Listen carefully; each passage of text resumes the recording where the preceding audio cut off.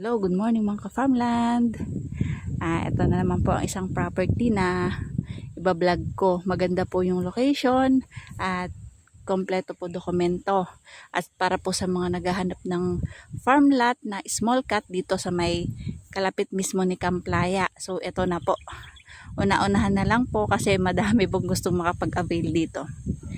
At ang property po ay along the road mismo at kalapit po mismo ni Camplaya. Yan po si Camplaya. So ang property po ay andun. Yan. Ito po ang kapaligiran dito.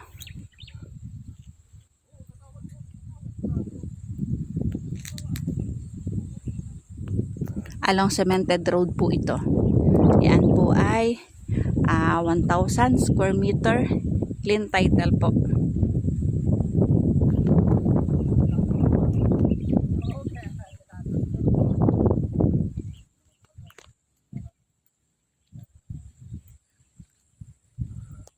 Katabi po mismo ni Camplaya.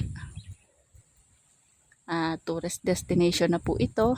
Madami pong napunta dito kay Camplaya. So sa mga naghahanap po ng gagawing private or family resort, pwede po yung property na yan. Yan po ay 1,000 square meter at ang frontage po niyan ay more or less 10 meters. Kompleto po ang dokumento, titulado po. Buhay pa po ang may-ari.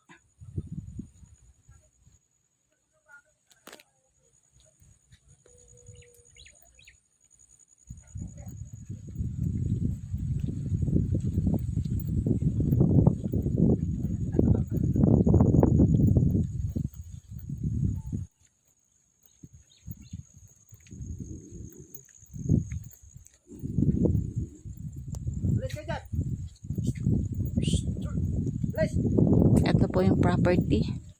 Yan, with ano na po, with bakod na yan. Pinabakuran talaga ng may-ari. So hindi ko lang po mapapasok kasi po ayan po ay nakalock, may padlock po.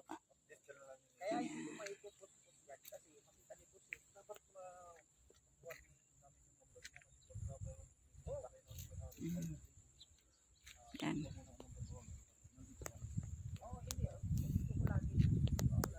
Yan po, overlooking po ang kabundukan po ng Rizal.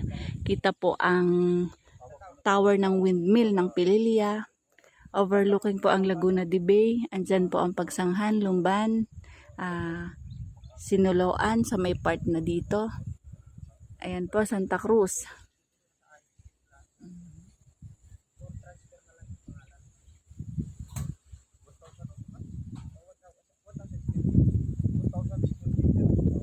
Ayan, kalapit po mismo ni Camplaya, mga ka-farmland.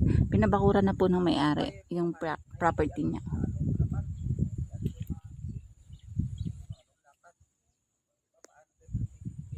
Ito po ay para po sa mga naghahanap lang po ng small cut investment at para po sa mga pang family lang po yung mga itatayo kasi kung mapapansin nyo maliit po yung pinaka frontage niya.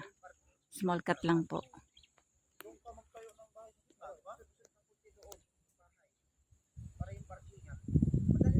Ang shape po nito ay rectangle po.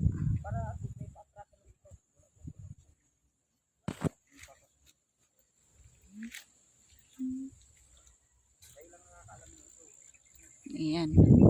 Yan po ang kapaligiran. Ganda po ng property dito.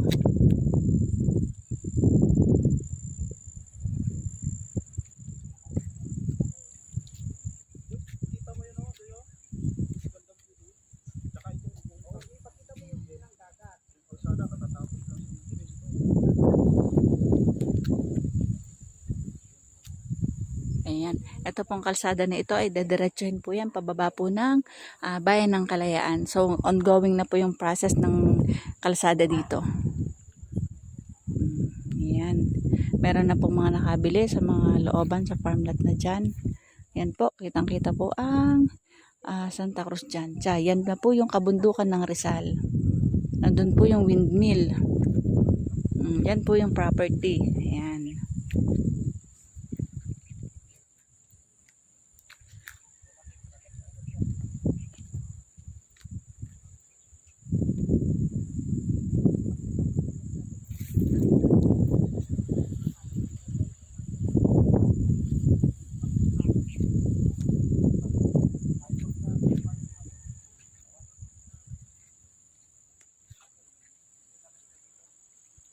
Para po sa mga interesado, alam niyo na po kung paano kontakin. Nandiyan po sa description ng aking Facebook, Viber, at WhatsApp number. Nandiyan na po. Kontakin niyo lang po si Ka-Farmland TV.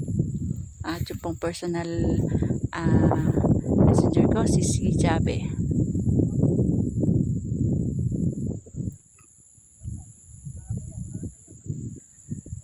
Open po yan for viewing.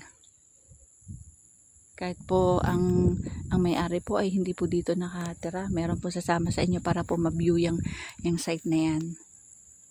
So sa akin pong mga viewers dati na nagpapahanap po ng dito mismo sa tabi or sa may part ni Camp Playa, ito na yung pagkakataon nyo para po makakuha kayo ng farm dito.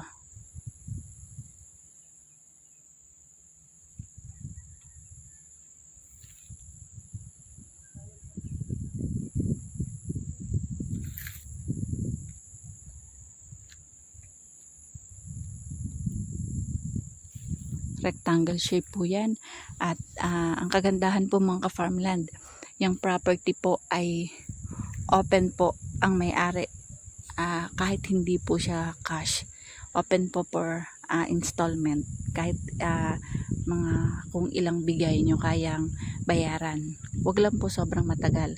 Usap lang po tayo kung paano po yung process ng payment, basta po sa mga interested buyer dito.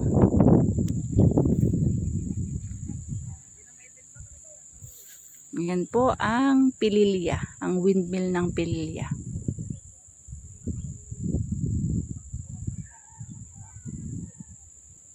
Yan. Kitang-kita po dito ang windmill ng Pililya.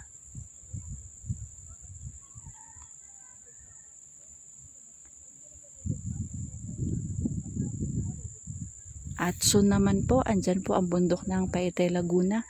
Soon, i-open na din po dyan. Magtatayo na din po dyan ng windmill.